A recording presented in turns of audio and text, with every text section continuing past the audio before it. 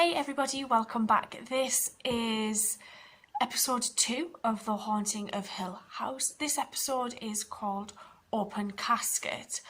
I was really impressed by the first episode of this show. I was really intrigued by the use of the non-linear narrative. We're constantly going back and forth between present and past. I really enjoyed that element of this. Kind of gave it more of an atmosphere for me as well, actually. And I quite enjoy things that are a little bit different. So, last episode, we found out that the mother of the children had committed suicide. We ended the episode where Stephen saw Nell, but it wasn't Nell because from what I gathered, Nell's killed herself. It's all linking to this house. There's something going on here that I'm sure we're going to explore more and more as we go through the series. I'm really intrigued by what this episode's going to be about, because from watching the first episode, everything seemed to be from Steve's viewpoint. So, we saw him as a little boy, we saw him talking to Luke in the treehouse, and then we've got him when he's older doing his own research for the books that he writes. So I'm quite interested to see where this episode might go, so let's go. Nellie's in the red room. Oh, we're back at 3 o'clock. Cheryl. Yeah. Last night was bad. She looked different. Oh. Her fingers were purple. She did have teeth, and she did not have hair. I'm guessing your parents have Yesterday. talked to you about why you might be having these dreams. They're not dreams. And I'm gonna fix her. That's what I do. Oh. How? I take extra special care to make sure she looks just like she's supposed to. Is that Hill House? No. Come here, take a look. I don't like that there's loads of statues here. It's our forever house. Every house needs a heart, and this is ours because that's where we spend the most time. They did really well getting kids that a house would look is like a the person's adults. body. When you're little, you learn how to see things that aren't there. And when you grow up, you learn how to make them real. Mommy, Aww. will you please have a tea party with me? Everyone keeps saying no. But when I flash the porch light twice, time to come home. That's the rule. Ooh. Nellie, let me hear you say it. Theo! These children are just adorable. Lights flash. Time to Time call to come home. home. Oh my god, it's the guy in the picture. I appreciate your advice. Jesus, this place is absolutely massive.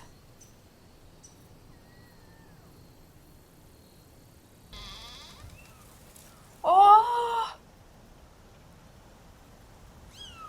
She couldn't be Oh, far. they're so She small. needs to feed you.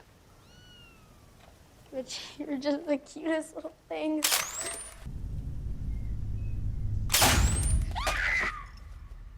You see, sometimes they build a nest around things. I've seen a nest built around a wind chime. It looks so cool. Oh my Built it word. around this. You know what that is?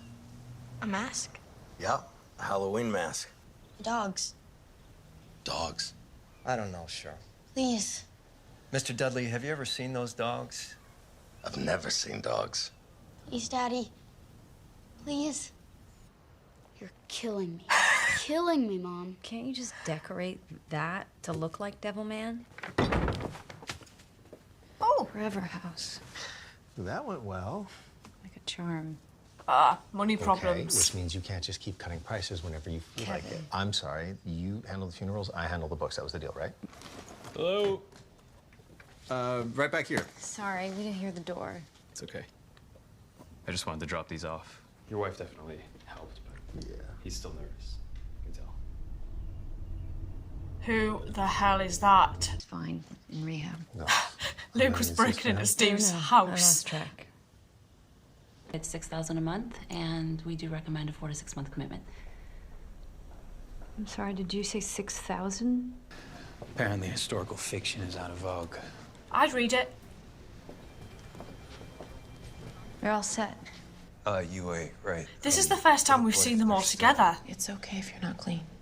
We just need to know how dirty.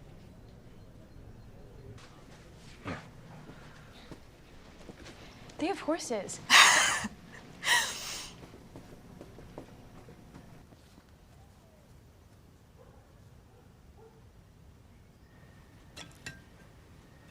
Solo account. His name's on the checkbook.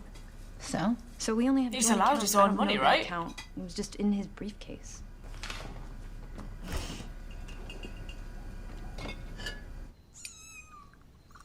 There's 5 of them like there's 5 of us. There's the non-existent dogs. What? Banging on the wall. She was asleep. I'm not. You are.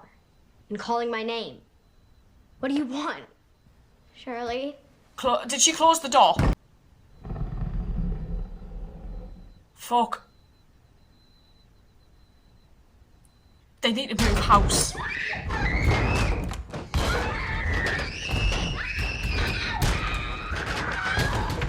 I didn't hear it. I don't. It was so loud, how could you not hear it?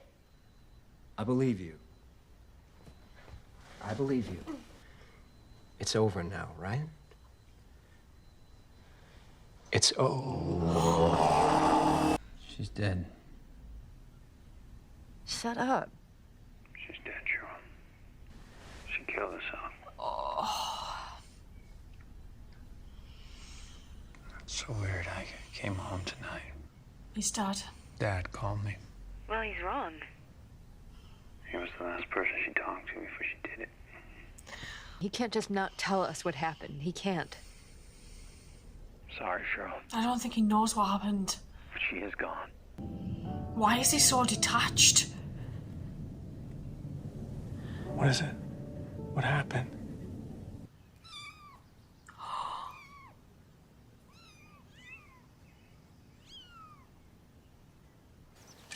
Found this upstairs.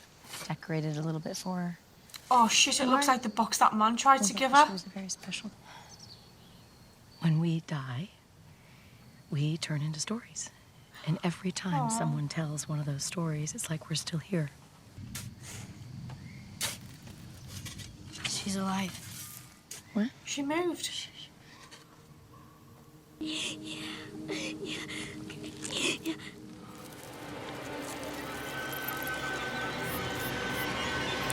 And pack her carefully. Oh Jesus, she's gonna do it on her own sister. You mean Steven? Luke? Dad? Dad's the reason Nell was so fucked up to begin with, and Luke's probably high as a kite. He missed her wedding. We're not gonna let him miss her funeral, too. He has time, but I'm not leaving her in a freezer until Luke gets his shit together. Good morning. The whole open casket thing really freaks me out. It's a moment of truth, Max. Don't force the kid. I'll go with you. Oh shit. It's important. Oh, that's the photo she's got of her in her office. The hours, the bugs. If Nell's married, where's her husband? Kevin? Oh, God.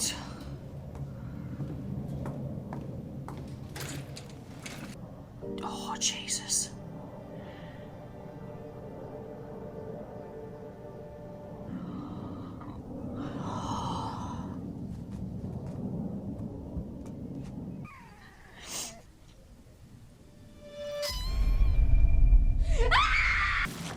I'm elbow deep in our sister's chest cavity, pulling out a bag of her internal organs. No, not the eyes. I think they've probably killed Found it them. in a new home. Just stop it! Stop it! She's having a breakdown. She is having a breakdown. Jesus, is this the start of it? That's the thing. There was no color at all. Look, she's gonna have a pretty messed up view of death coming out of this no matter what. She's got one. Which wouldn't have happened if you hadn't have... Oh, for crying out loud.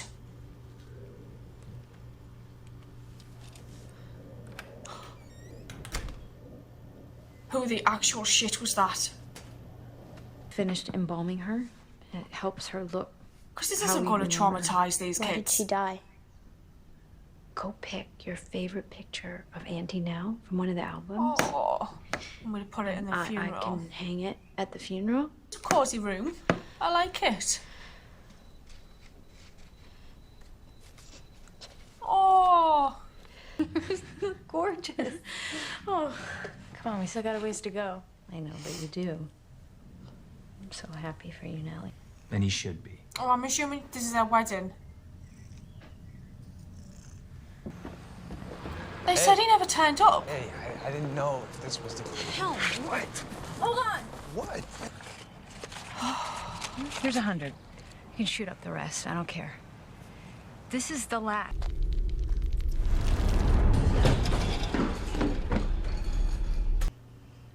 Don't touch her, she might get up. Fixed her. No, that's what I do. Oh. Run. Run.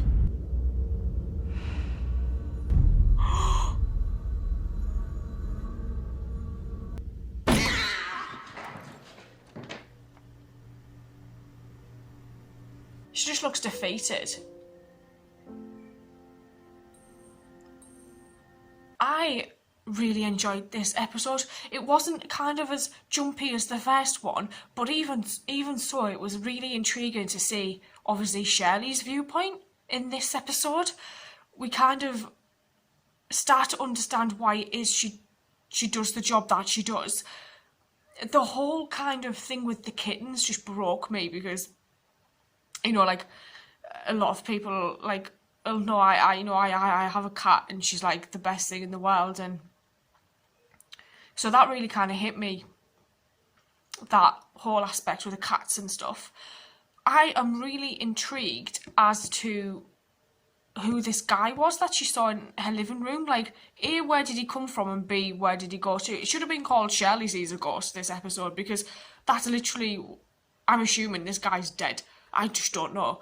I don't even know who he is. So I hope we kind of explore that again at some point. And then the whole kind of discussion about Shirley working on Nell, and then Theo saying, well, you know, have you told Luke? Does Luke even know?